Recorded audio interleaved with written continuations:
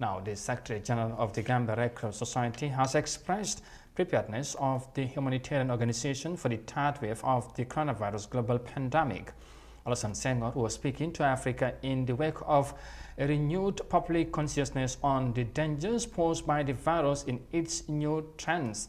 The government has since last week announced the launching the Johnson & Johnson vaccine in addition of the revival of preventive measures. Here's more details of that in this report by Ndesise. Although businesses have reopened and restrictions eased in the Gambia, the resurgence of the coronavirus cases in the third wave is a matter for public attention. The third wave of COVID-19 bears the fingerprints of the Delta variant, according to health officials, which has been identified in 19 countries across the world. Secretary General of the Gambia Red Cross Society, Alassane Senghor, said the situation has compelled the Gambian-based international organization to double up efforts in responding to COVID-19.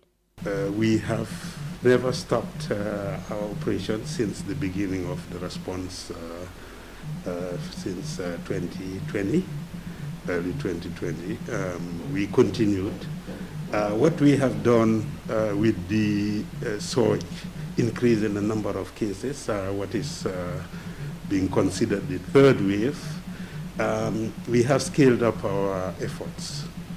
We've scaled up our work in terms of the preventive measures, in terms of sensitizing the communities, and also helping communities to also take care of themselves in terms of use of face mask, sanitizing or washing hands, and also understanding the need for social distancing.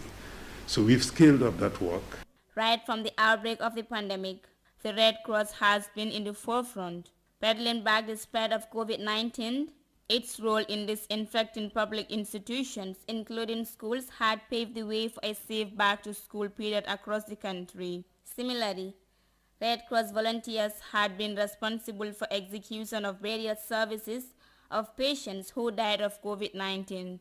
As Mr. Senghor explained, however, the barrier protocol from the World Health Organization has positioned the Red Cross to empower families who desire to do the burials of their loved ones by themselves. The protocols for managing the death from COVID has changed. It changed actually late last year or mid last year when WHO changed the protocols from Red Cross actively doing the burial to disinfecting the bodies and then handing them over to the families to do the burial. Notwithstanding, in the event that families feel that they can't do it for obvious reasons, our teams will always do. So we have not been doing the burials. Mainly in some very rare cases where families want us to help, we will help. Proper equipment and resources are highly needed to enable a proper and timely response on all COVID-related emergencies on the side of the Gambia Red Cross.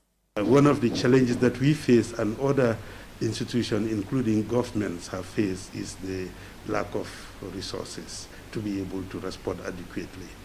But for us, and like I said earlier on, that's why we have been in communication with our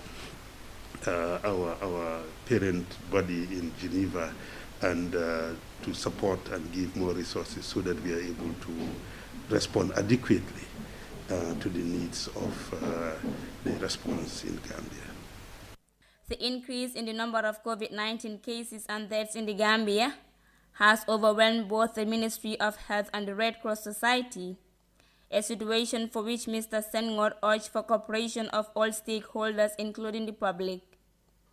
The Gambia has recorded an overall total of 7,333 COVID-19 cases, out of which 6,205 have recovered and 208 have died since the confirmation of the first case in March 2020. Across Africa, COVID-19 cases are surging by 20% on a weekly basis. The situation is quickly approaching numbers documented during the peak of the first wave in July 2020. The number of coronavirus cases and the resulting death toll, according to officials, will continue to rise in countries that are unable to suppress the virus and conduct comprehensive vaccination campaigns. Reporting for iAfrica News, I am Daisy.